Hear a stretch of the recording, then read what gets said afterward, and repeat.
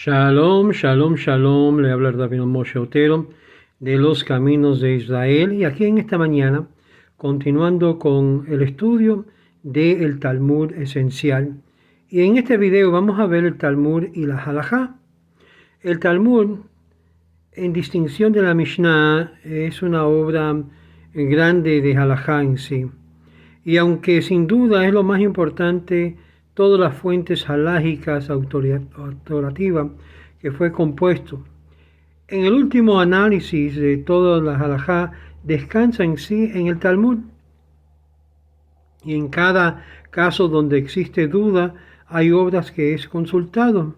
En otras palabras, que la fuente primaria para el cuerpo o el corpus judío legal no es en sí mismo la obra legal, sino usando el Talmud como una guía de proceder legal, y no es suficiente de extraer de aquellas secciones pertenecientes a asuntos prácticas, sino que esencialmente se utilizan varios aparatos desarrollados por el Saboraim y los Geonim, métodos que derivan la halajá de las fuentes talmúdicas, que son en sí a un extento inherente en el Talmud mismo. Los Geonim meramente expandieron esto y crearon reglas adicionales y métodos adicionales. Uno de los grandes codificadores judíos, que no solamente crearon nuevas leyes y aspectos de halajá, pero continúa buscando principios adicionales. El Talmud contiene un inmenso número de decisiones de varios temas, en la cual la mayoría fueron debatidos y muchos de ellos muy controversial. El Talmud Yerushalmi claramente expresa los aspectos prácticos de sus decisiones legales. Uno no debe de depender ni en el Mishnayot, ni tampoco en Tosafot, ni tampoco en los Agatot, ni tampoco en el Midrashot, pero simplemente en la halajá práctica. En otras palabras, las fuentes adentro y afuera del Talmud no pueden servir como la base de una atadura halágica, siendo que no es suficiente de declarar que el hecho ha sido conclusivamente determinado con lo que es ciertas fuentes básicas.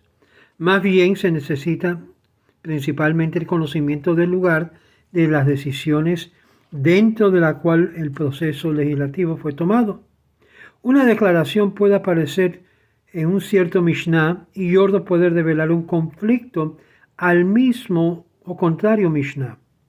En otras palabras, hay un consenso general que puede preferir a una tercera Mishnah.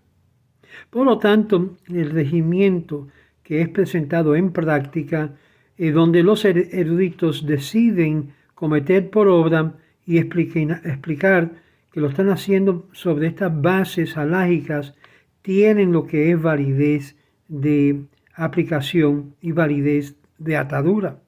El Talmud en sí mismo frecuentemente se refiere a decisiones que son aplicadas y que son vigentes de este tipo.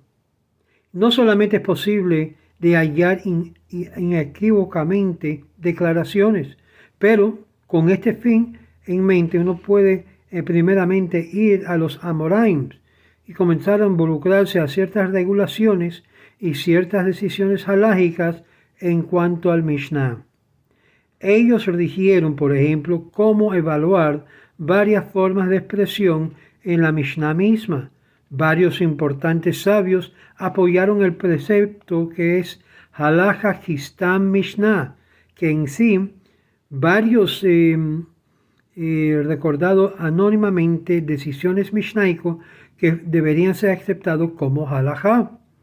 Esto no involucra la resolución de todos los problemas, pero sí lo hace mucho más fácil para involucrarse acerca de un acercamiento básico que ésta involucra.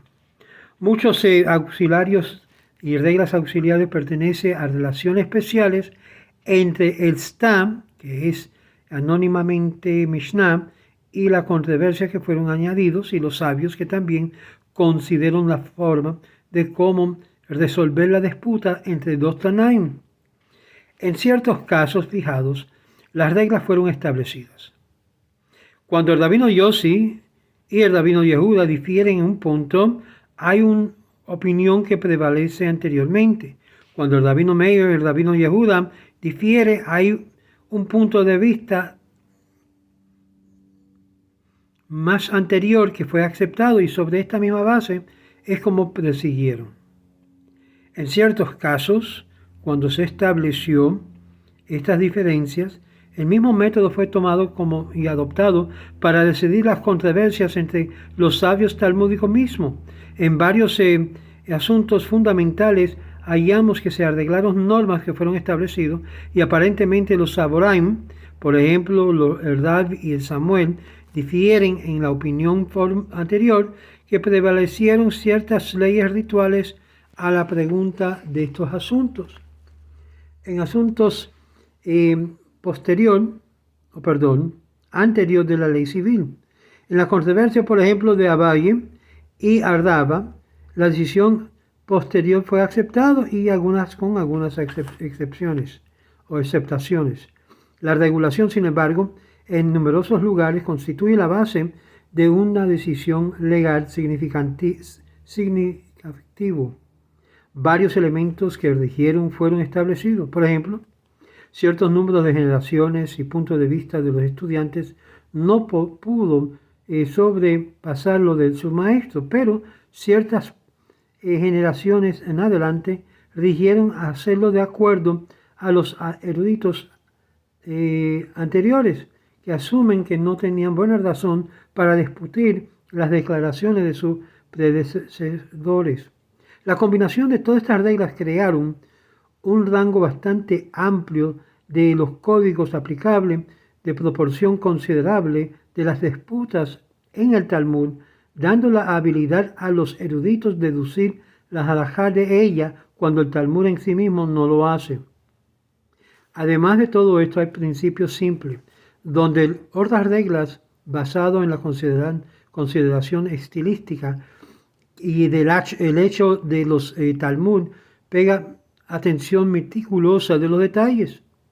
En el evento de que un cierto problema no es resuelto en el Talmud, los nombres de los sabios que están discutiendo, que son desconocidos, precluye la aplicación de esta regla y establece lo que es los principios por los sabios o los Geonim de las primeras generaciones que pudo esto por delante. Cada problema, cada tejo sin satisfacción o solución en el Talmud es clasificada como caso de duda y es tratado según.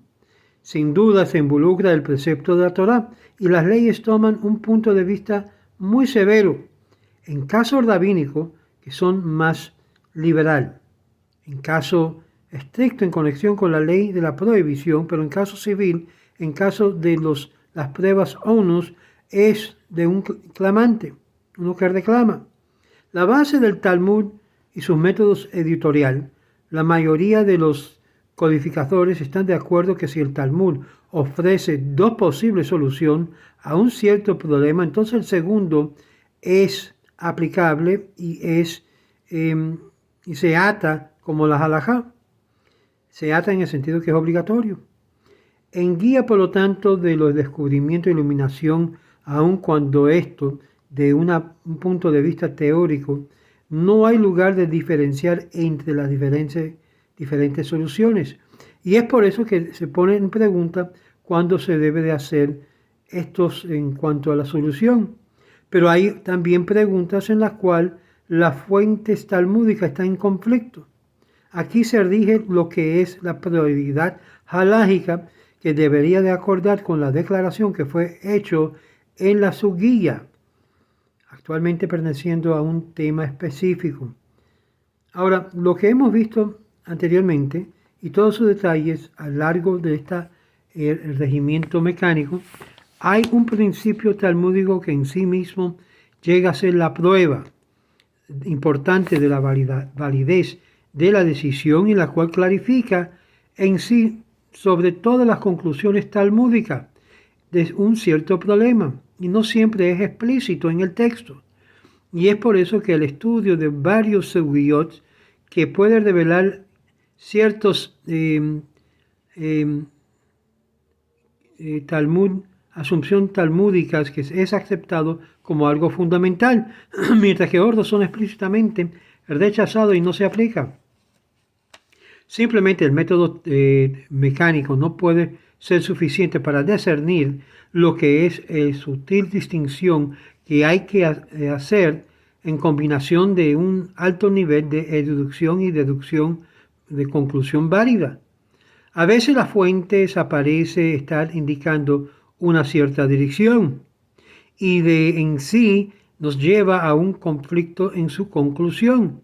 Gran mayoría de disputa entre los sabios sobre decisiones halajicas y la expansión de tales problemas se encuentran en el Talmud o aplica muchas veces en la interpretación de cierta sección en dos formas o aplicable en varios casos de la halajá y no son siempre claros de definir a determinar la verdad.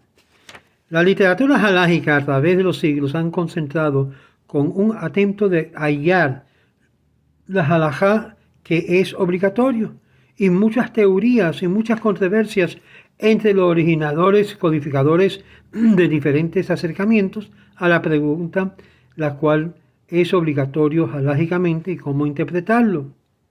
Uno de los grandes problemas agudos, por ejemplo, es el establecer una clara prioridad no solamente dentro del texto talmúdico, pero también a través de otras fuentes tratando con el mismo tema. Los Geonim, por ejemplo, levantaron preguntas hasta un grado que es posible descansar o confiar que el Talmud Yerushalmi cuando contradice el complemento del Talmud babilónico. Ellos decidieron usualmente que lo anterior se goza de dos ventajas, ambos siendo una fecha anterior, y esto es más seguro y más responsable en cuanto a la edición o editación. La mayoría de las preguntas en la halajá es cuando en caso que el Talmud babilónico falla una decisión en cierto tema, es por causa que hay duda, mientras que el Talmud Yerushalmi vino a una decisión clara. Muchos de los sabios, incluyendo Maimónides, tuvo la tendencia de aceptar lo que es la decisión judicial del Talmud Yerushalmi en todos los casos, pero en punto de vista unánime, pero no en el punto de vista no unánime.